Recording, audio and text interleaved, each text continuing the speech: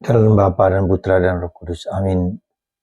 Allah yang penuh kasih, kami bersyukur atas pesta kematian Santo Yohanes Pemandi yang memberikan kami contoh untuk hidup tulus dan jujur seperti yang Tuhan kehendaki bagi kami. Bantu kami ya Bapa untuk hidup kudus seperti beliau. Terpujilah namamu kini dan sepanjang segala masa. Amin.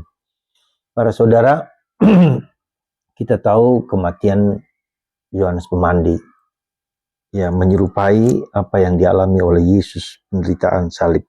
Ya. Setiap orang yang mengikuti Yesus pasti mengalami juga pengalaman penderitaan seperti Yesus.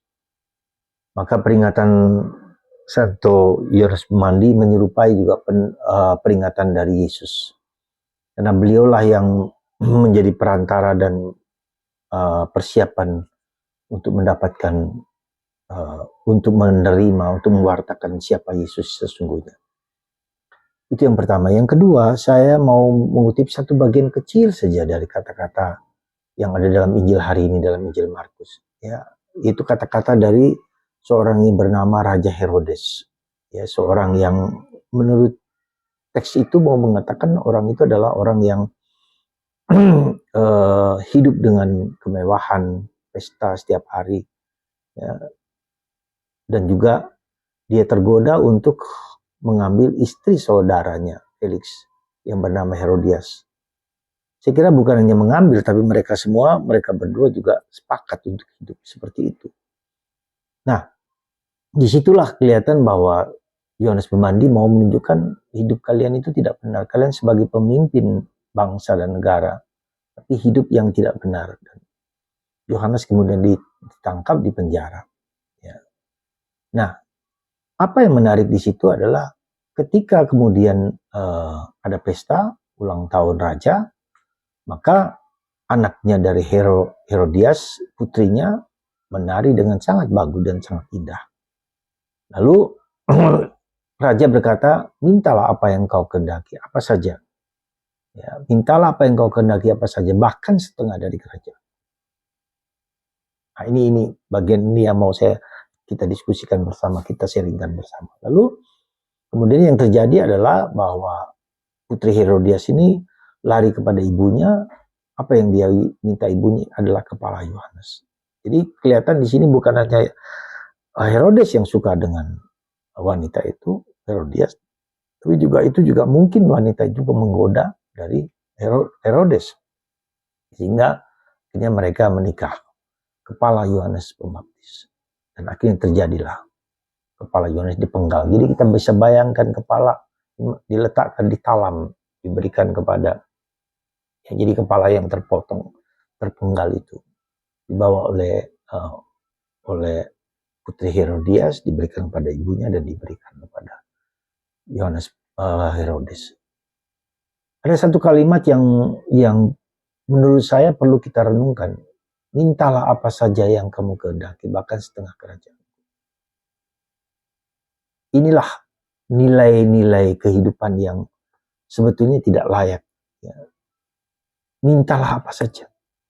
Dan itu yang terjadi pada orang tua kita sekarang lagi untuk menyenangkan anak. Jadi ilmu parenting sekarang, keluarga ini adalah keluarga yang meminta apa saja kepada anak. Dan apa yang terjadi pada zaman sekarang, orang tua memberikan apa saja yang dia mau. Bahkan terutama dengan HP. Ya. Dan ini bukanlah yang baik, tapi juga yang tidak baik. Karena anak sibuk dengan HP-nya. Ya. Sibuk dengan dirinya sendiri. Ya. Lalu bakat-bakatnya mulai tidak terawat dengan baik. Bahkan ada yang jahat. Maka seperti gadis itu, apa yang kau minta? Dia minta harta tidak, tapi meminta kepala Yohanes, jahat. Nah, disitulah kita bisa melihat, harus bisa membandingkan bahwa kalau HP kita bisa, anak itu bisa minta apa saja, bisa lihat apa saja, tanpa tedeng-aling-aling, dia bisa berbuat apa saja. Ya. Entah yang baik, tapi juga banyak kali yang tidak baik. Hiburan, kekuatan, mengubar nafsunya. Jadi saudaraku terkasih dalam Kristus, apa yang mau saya sampaikan kepada Anda? Sekarang ini kesulitan yang terbesar adalah parenting. Orang tua yang harus mendidik, merawat, memelihara jiwa anak itu.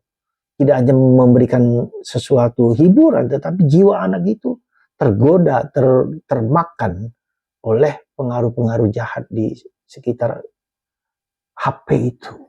Ya. Jadi para saudaraku terkasih, mari Bapak Ibu, ya, bangun, bangkit, coba lihat. Kita jangan hanya main juga dengan HP kita sendiri. Ya.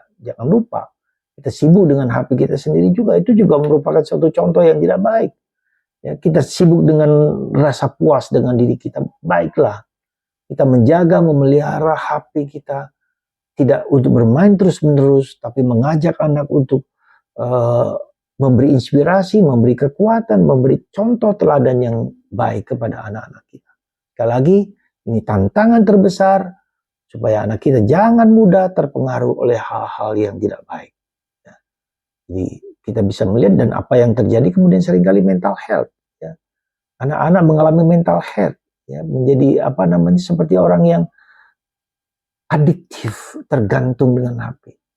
Karena otaknya sudah dipengaruhi oleh HP. Bahaya, bahaya dan bahaya. Anda sendiri, kita sendiri orang tua harus sadar akan bahaya ini. Semoga Tuhan memberikan rahmat dan berkat kepada kita. Supaya kita bisa mampu untuk disiplin diri dengan menggunakan HP hanya 2 jam sehari. Lebih daripada itu bisa berbahaya. Tuhan memberkati Anda semua. Bapa, Putra, dan Roh Kudus. Amin.